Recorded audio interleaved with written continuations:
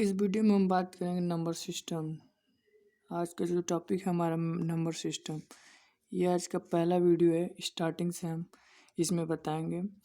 देखिए, इसमें number system में स्टार्ट करने से पहले थोड़ा हम बेसिक चीज़ जान लेते हैं जो आगे क्वेश्चन में लगाने के लिए काफ़ी सहायता करेंगे। तो हमारा जो पहला जो इम्पोर्टेंट पॉइंट है वो प्राकृतिक संख्या है।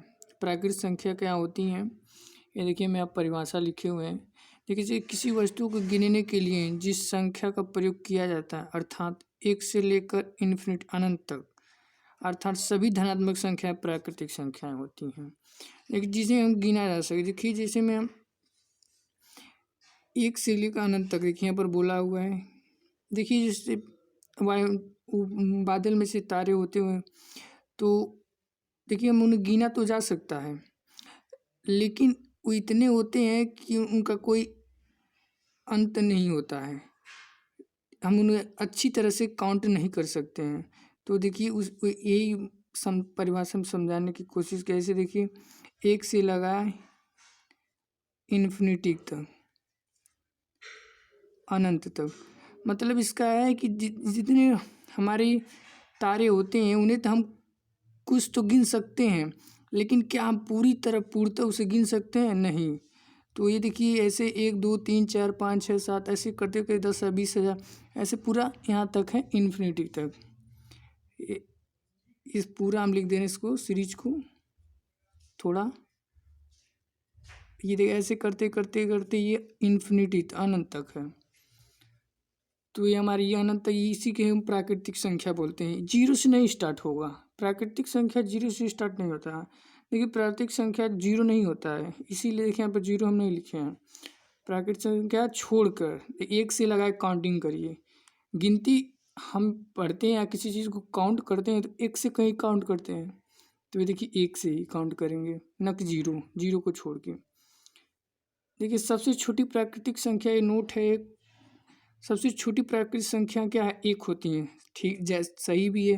देखिए एक यहाँ पर एक छोटी प्राकृतिक संख्या है, तो एक होगी। बस इसको समझ लीजिए, इस चीज़ को ध्यान में लिखने की ज़रूरत भी नहीं है, आप इसको चाहें तो ऐसे समझ सकते हैं। तो देखिए प्राकृतिक संख्या जो हम दशमलव में नहीं होती हैं। देखिए किसी चीज़ को आप काउंट कर रहे हैं तो क्या आप दशमलव में काउंट कर सकते हैं? बहुत मुश्किल होगा, कर भी नहीं सकते हैं। तो ये देखिए प्राकृतिक संख्या जो होती हैं वो दशमलव में नहीं होती हैं। ठीक, आइए पे थोड़ा 1 2 क्वेश्चन कर लेते हैं। देखिए जैसे बोला -7 तथा +7 के बीच सभी प्राकृतिक संख्याओं का गुणनफल क्या होगा। देखिए एक हम इससे बना लेते हैं।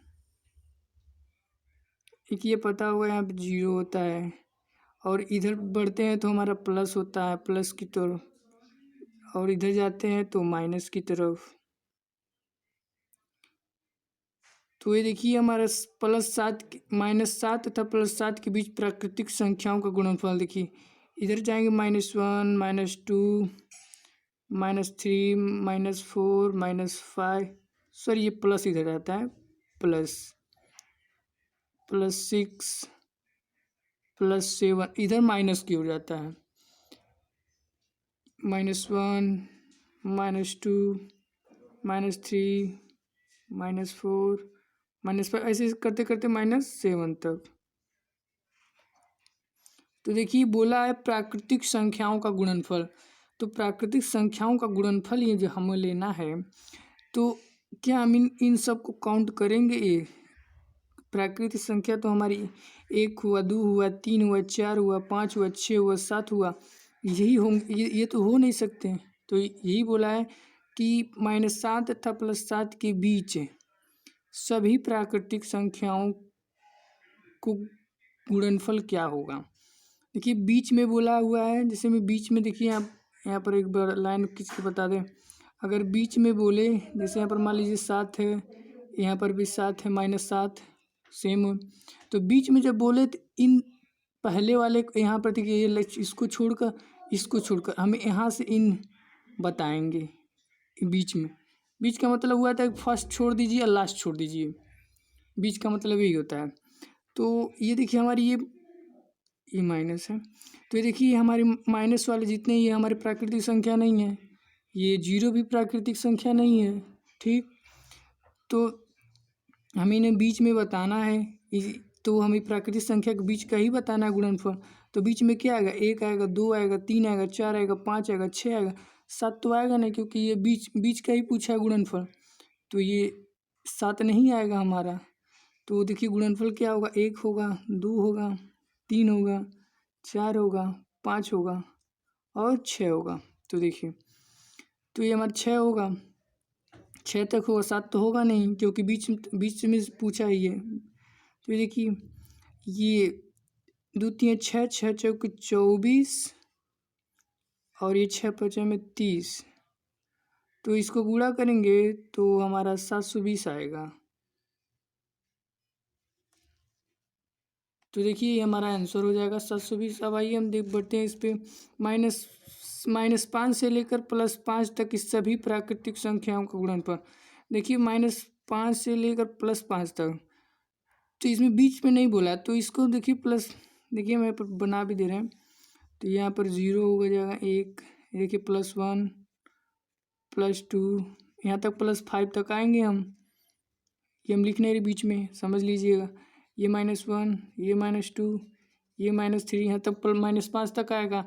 तो -5 से लेकर +5 तक के बीच की सभी प्राकृतिक संख्या, देखिए सभी प्राकृतिक संख्या ही बोला है, तो ये माइनस वाला हमारा प्राकृतिक संख्या नहीं होंगे, 0 भी नहीं होंगे, तो 1 से 5 तक हमारी होंगे केवल। तो 1 × 2 × 3 × 4 × 5, तो इनका गुणा कर द्वितीय 6 6 चौके 24, हमें 5 का गुणा कर दीजिए, जो आएगा वही हमारा आंसर हो जाएगा। बस प्राकृतिक संख्या अगर समझ गए हो तो कुछ सवाल भी छोटे छोटे लगा सकते हैं। और देखिए यहाँ पर है हमारा पूर्ण संख्या। पूर्ण संख्या क्या होता है, होल नंबर बोलते हैं। 0 से लेकर अनंत तक सभी धनात्मक संख्या पूर्ण संख्या कहलाती है। बस कुछ नहीं करना है, प्राकृतिक संख्या आप जान रहे हैं तो बस पूर्ण संख्या भी आप जान जाएंगे। देखिए जो पूर्ण संख्या होती है वो हमारा 0 से स्टार्ट होता है, 0 से स्टार्ट करेंगे और 1 2 3 4 5 5 ऐसे करते करते इन्फिनिटी तक, अनंत तक, ये हमारी पूर्ण संख्या कहलाती हैं। पूर्ण संख्या देखिए बस कुछ नहीं, प्राकृतिक संख्या के आगे 0 लगा दीजिए, पूर्ण संख्या हो जाती हैं। इन पे भी हम एक दो क्वेश्चन कर लेते हैं। देखिए इसे बोला हुआ है यहाँ पर, प्रथम 50 पूर्ण संख्याओं का औसत योगफल क्या होगा। औसत का मतलब होता है कि जितनी संख्या दी रहेंगी और उनका योगफल करके जितनी संख्या दें उनको काउंटिंग करके भाग दे दिया जाता है, औसत का मतलब यही होता है। तो देखिए 50 पूर्ण संख्याओं का योगफल बोला है। 50 पूर्ण संख्या, इस पे थोड़ा गौर करिएगा।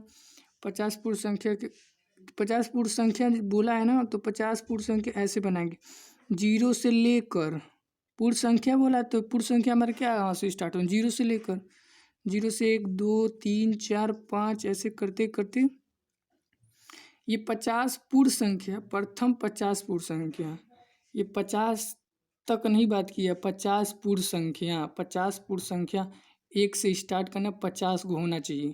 तो हमारी पूर्ण संख्या कितने कहाँ से स्टार्ट हुए, 0 से, और उसके बाद हमारे 50 को जब हम लिखने जाएंगे तो हमारा 49 तक 50 पूर्ण हो जाएंगे, पूर्ण संख्या होंगी। देखिए यहाँ से काउंटिंग करेंगे 1 2 3 4 5 ऐसे, तो 49 पे आएंगे तो 50 पूर्ण संख्या हो जाएंगे टोटल। तो हमें आपको फार्मूला बताए हैं इनका योग निकालने के लिए, n की जगह 49, n + 1 तो 50 हो जाएगा और 2, तो ये यहाँ काट लेंगे तो 25 हो जाएगा, 49 × 25। ठीक, उसके बाद देखिए हमारा 49 × 25 आ गया, और उसके बाद क्या बोला, औसत योगफल क्या होगा। तो औसत योगफल के लिए ये हमारा योगफल आ गया टोटल। उसके बाद हम औसत ज्ञात करने के लिए 49 × 25, और देखिए हम 50 से भाग देंगे। क्यों 50 से भाग देंगे, देखिए गिने 1 2 पूरे जो औसत का मतलब ये होता है जितनी संख्या उन्हें गिन कर और उनका योगफल में भाग दिया जाता है। तो देखिए यहाँ पर 1 0 से लगाए गिनेंगे टोटल, तो 50 हमारी अंक होंगे, 50 अंक होंगे, तो ये 50 से हम भाग देंगे, ये 25 दूनी 50 और 49 भागा 2 तो करेंगे 24.5 आएगा, ये आपका आंसर हो जाएगा। तो ये आप इसको नोट करते जाएं तो और काफ़ी अच्छी तरह से समझ आएगा। देखिए यहाँ पर बोला है प्रथम 111 पूर्ण संख्या का योगफल का इकाई अंक। यही कि बस कुछ नहीं करना, पूर्ण संख्या का योगफल इकाई अंक पूछा है। तो पूर्ण संख्या है तो जाहिर सी बात है 0 से स्टार्ट होगा। 0 से स्टार्ट होगा कहाँ तक? 110 तक। क्यों? क्योंकि हमारा 0 से जब काउंट करेंगे 110 तक 11 ठो हमारे 111 पूर्ण संख्या हो जाएंगी। तो देखिए हम योगफल का फार्मूला लगा देते हैं। n का मतलब है 110 लास्ट डिजिट, और n+1 लास्ट डिजिट को एक जोड़ देंगे तो 111 हो जाएगा, बटा में 2, ये 2 पच्चीस में 10, 2 पच्चीस में 10, 55 गुणे 111 इकाई अंक ही बताना है। तो हमें इसका इकाई अंक लीजिए, इसका इकाई अंक लीजिए, 5 गुणे 1 तो गुणा करेंगे तो 5 आ जाएगा हमारा इकाई अंक, यही हमारा आंसर हो जाएगा। अब हमारा है पूर्णांक संख्या। देखिए पूर्णांक संख्या क्या होती हैं आप नोट करते जाएं, जैसे जैसे हम बताते गए वैसे आप नोट करते जाए तो काफ़ी अच्छी तरह समझ आएगा। देखिए पूर्णांक संख्या क्या होती है? धनात्मक संख्या और ऋणात्मक संख्या तथा जीरो के समूह को पूर्णांक बोलते हैं। देखिए कैसे, ये देखिए हमारा इधर तो माइनस होता है, इधर प्लस होता है। कैसे? देखिए आप पढ़े होंगे, ये प्रथम चतुर्थांश द्वितीय चतुर्थांश तो इधर बढ़ते हैं तो प्लस होता है, इधर जाते हैं तो माइनस होता है, उसी तरह है बता रहे हैं। तो देखिए धनात्मक तो इधर हम जाएंगे तो माइनस, इधर माइनस होता है, और यहाँ पर बीच में एकदम प्लस होता है, जीरो होता है सॉरी, और इधर बढ़ते जाएंगे तो प्लस होता है, हाँ, और इन्फिनिटी तक बढ़े जाएंगे, बढ़ते जाएं, और माइनस भी इन्फिनिटी तक। इसे ही हम बोलते हैं पूर्णांक संख्या बोलते हैं। देखिए ये आप याद रख लीजिए कि पूरे पूरी माइनस तक की, इन्फिनिटी तक की संख्या और जीरो को लेकर अब पूरे प्लस जितने भी संख्या काउंटिंग होती हैं उनके हम पूर्णांक संख्या बोलते हैं। तो इन पे हम कुछ क्वेश्चन कर लेते हैं। देखिए बोला हुआ है क्वेश्चन नंबर 1 है इसी पे आधारित, -60 से लेकर +60 तक कुल कितनी संख्याएं होंगी? तो देखिए हम बना देते हैं यहाँ पर 0,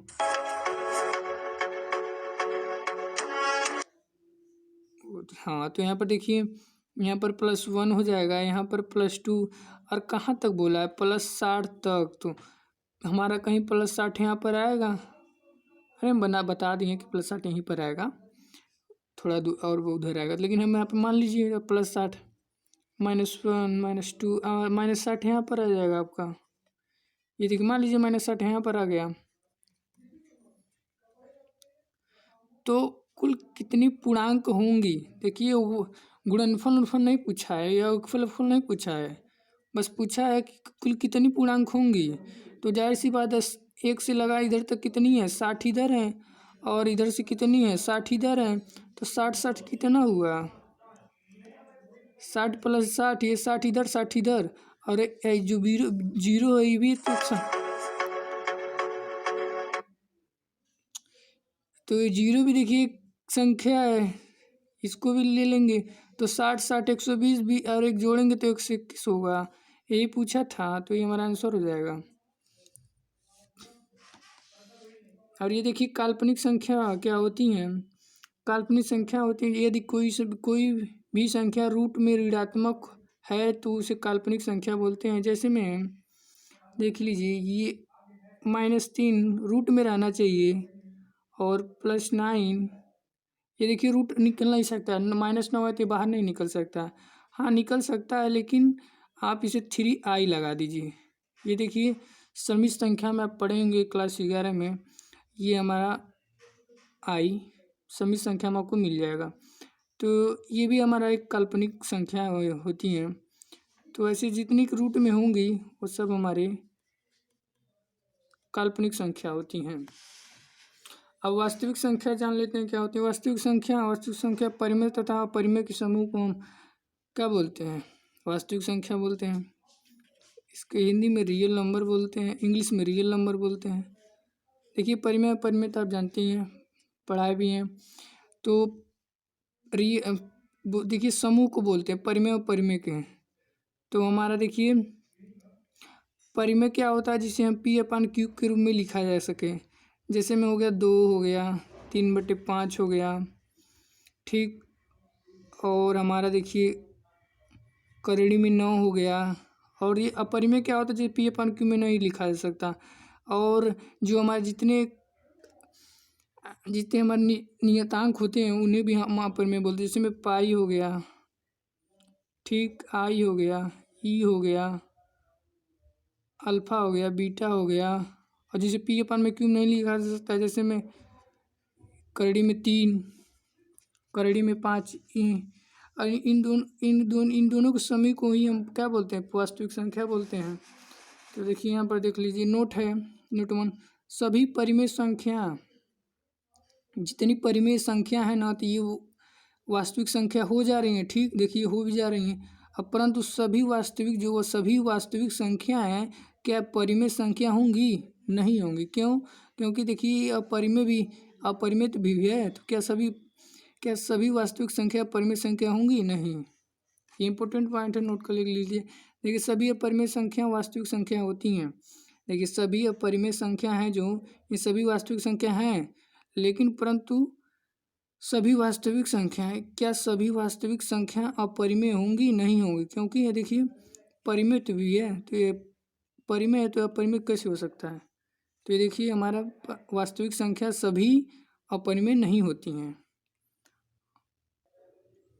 और देखिए हम यहाँ पर बात करें भाज्यता की जांच। भाज्यता की जांच, वो हमारे इम्पोर्टेंट पॉइंट हैं, वो उनमें समझ लिए तो आगे हम काफ़ी सहायता देंगे। और अगला जो है भाज्यता की जांच हम कैसे करेंगे बताते हैं। देखिए पहला ही है हमारा 2 से विभाज्य संख्या है।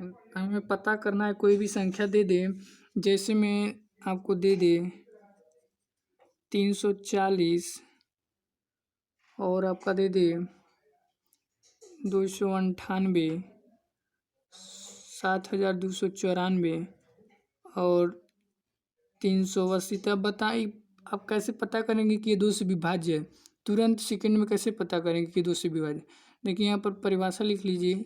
कोई भी संख्या 2 से तभी विभाज्य होंगी जब उसका अंतिम अंक 0 या कोई सम संख्या हो। सम संख्या जानते हैं, जो 2 से विभाज्य हो जाए वो सम संख्या कहलाती हैं। तो देखिए इनका अंतिम अंक 0, इनका अंतिम 8, इनका अंतिम 4, इनका अंतिम 0। तो अंतिम अंक आप कहीं भी 0 देख गए तो ये 2 से विभाजित हो जाएंगे, पूर्णतः विभाजित हो जाएंगे। और सम संख्या भी दिख गए कहीं पर, अंतिम अंक किसी संख्या में अंतिम अंक अगर विषम संख्या दिख गया तो भी पूर्णतः विभाजित हो जाएगा। देखिए यहाँ पर 4 भी सम संख्या, ये भी पूर्णतः 2 से विभाजित हो जाएगा। बस कुछ नहीं, तो सिंपल था। आप आ जाइए 4 से विभाजित संख्याएँ क्या होती हैं। देखिए कोई भी संख्या 4 से तभी विभाजित होंगी जब उस संख्या का अंतिम 2 अंक 0 या 4 से विभाजित हो। देखिए समझते हैं, जैसे में देखिए 2800 देखिए है ना।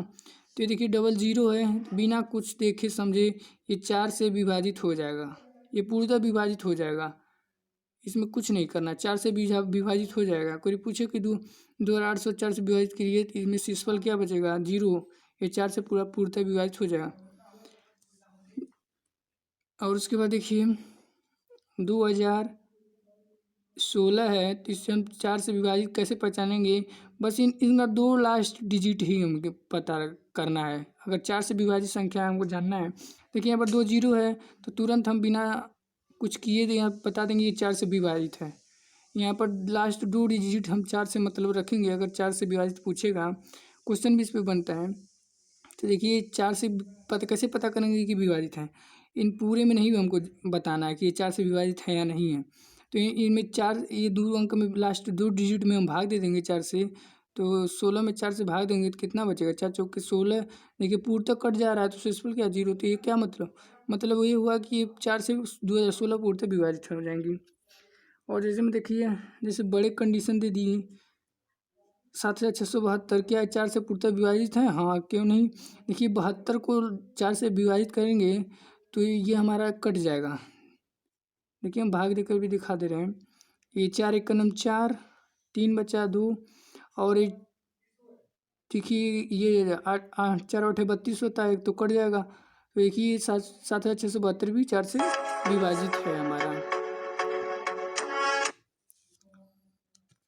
अब देखिए हमारा है 8 से विभाजित संख्याएं। देखिए यार कोई भी संख्या 8 से तभी विभाजित होंगी जब इस संख्या का अंतिम 3 अंक 0। देखिए अंतिम बस 3 अंक अगर 0 दिख गया तो ये 3 से डिविजिबल विभाजित हो जाएगा, पूर्णतः विभाजित हो जाएगा। और देख लीजिए 3 4 3 2, इसे पता करना है तो ये कैसे पूर्णतः पता करना है, ये पूर्णतः कैसे विभाजित होंगे। तो आप देखिए बस कुछ नहीं करना है, ये लास्ट 3 डिजिट में अगर भाग दे देंगे, अगर कट गया तो समझ लीजिए पूरी संख्या 3 से कट जाएगा। जैसे में हम बड़ा नंबर लिख दे रहे हैं 3 4 6 8 9 और 4 3 2, तो बस आप इन तीनों को ही लास्ट, अगर 8 से विभाजित पूछे तो लास्ट 3 ये पूरी वाली संख्या दिया हुआ है, तो हमें इसे पता करना है कि 8 से विभाजित होंगे या नहीं। तो बस हमें लास्ट 3 डिजिट में भाग दे दीजिए 8 से। अगर कट गया तो समझिए पूरी संख्या कट जाएंगी, पूर्णतः कट जाएगा। देखिए इस पर कुछ सवाल है, हम जो सॉल्व कर लेते हैं। देखिए क्वेश्चन नंबर 1 है कि 146 और स्टार और 48, तो स्टार के स्थान पर वो सबसे बड़ी कौन सी संख्या होनी चाहिए जो प्राप्त संख्या 8 से विभाजित हो जाए। तो देखिए हमें इन तीनों से मतलब नहीं, लास्ट 3 डिजिट तो स्टार है और 4 8 है, तो स्टार और 48 ले लीजिए, ठीक। और अब इस एक प्रश्नों को हम विकल्प से ही सॉल्व करेंगे। देखिए 9 8 2 0 दिया हुआ है, तो 9 रखेंगे 948 हो जाएगा, और 948 में 8 से भाग देंगे तो देखिए 8 एक 9 8 हो जाएगा, और 8 एक 9 8 6, देखिए 68 कट जाएगा, 8 से नहीं कटेगा, तो क्या मतलब ये हमारा 9 नहीं होगा। और देखिए हम यहाँ पर देखिए जगह कम है तो आगे बता दे रहे हैं। देखिए जैसे में हमारा क्या था, स्टार था 48 था, ठीक, और 9 रखें तो 9 नहीं हुआ। उसके बाद हमारा क्या था,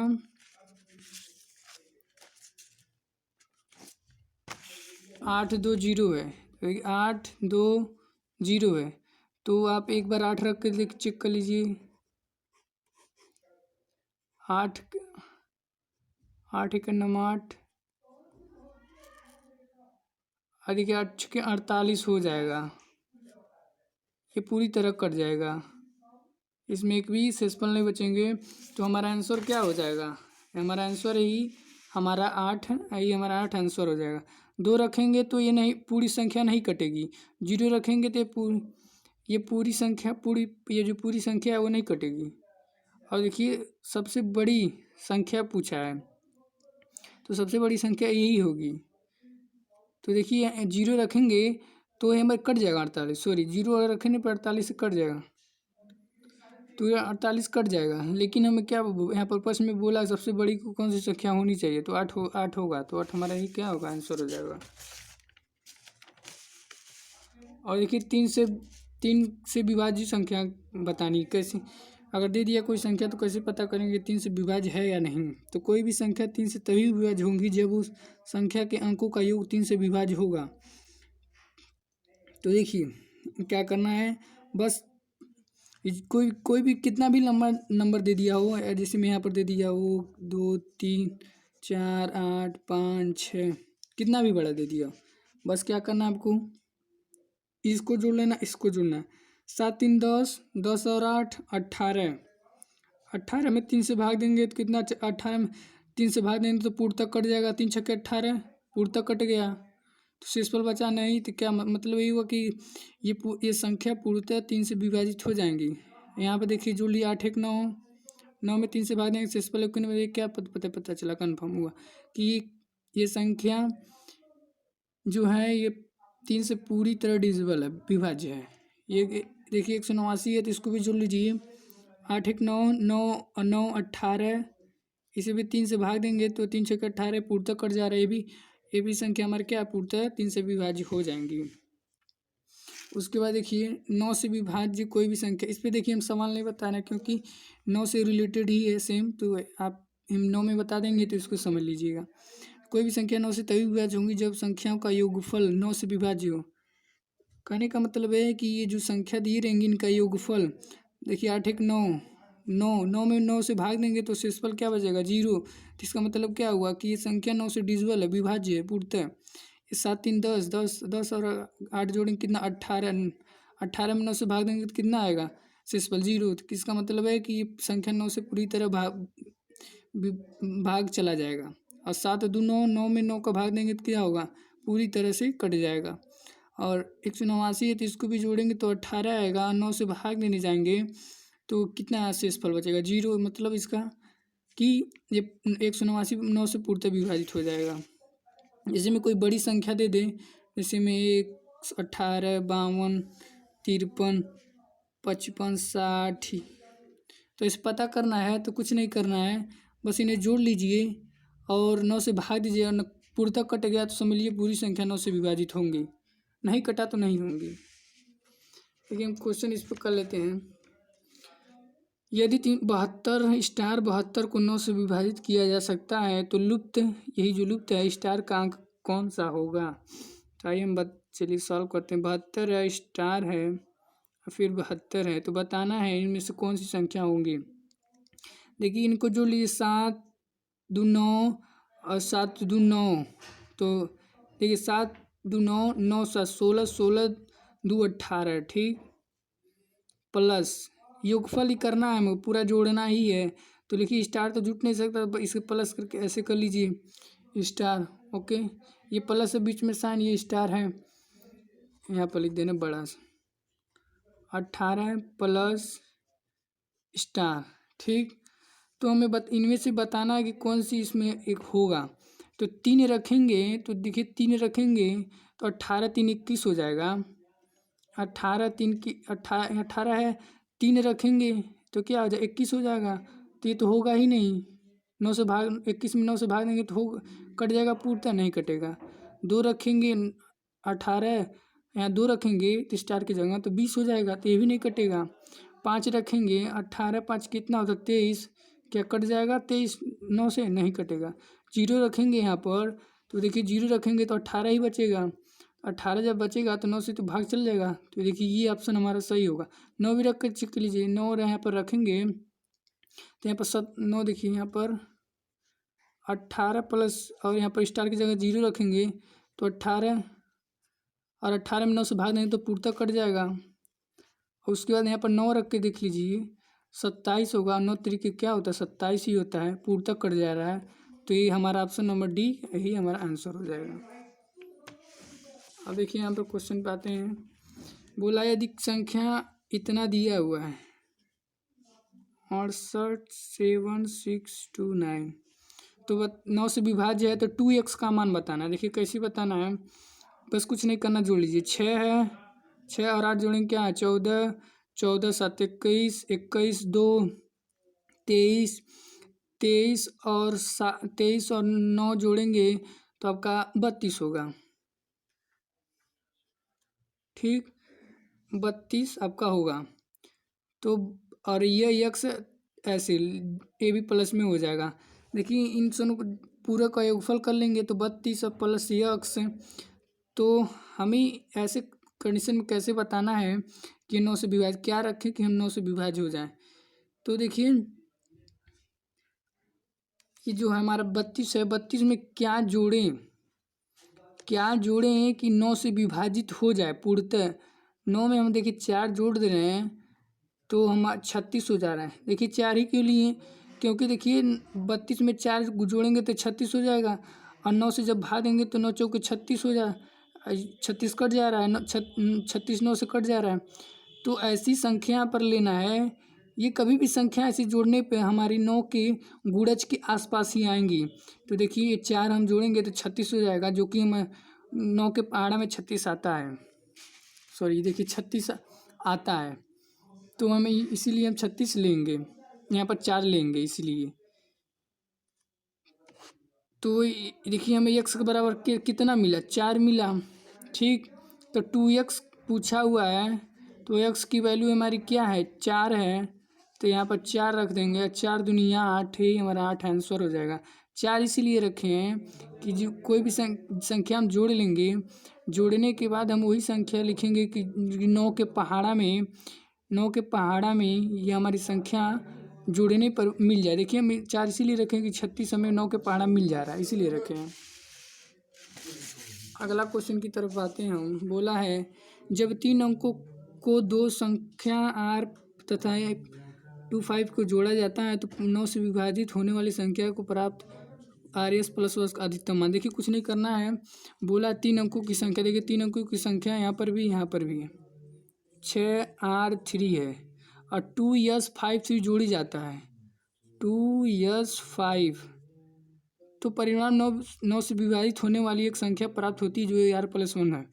कुछ नहीं करना है, जोड़ लीजिए सिंपल, 5 3 8, 6 2 8, ठीक, और R प्लस ये यस है ये न कि 5। तो देखिए 8 और 8 16 हो जाएगा, प्लस R प्लस यस। देखिए हम इस यहाँ पर क्या रख दें कि हमारा 9 से विभाजित हो जाए।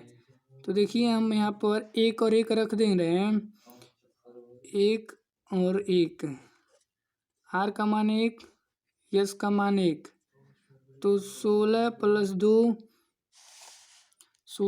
2 तो क्या हो जाए 18।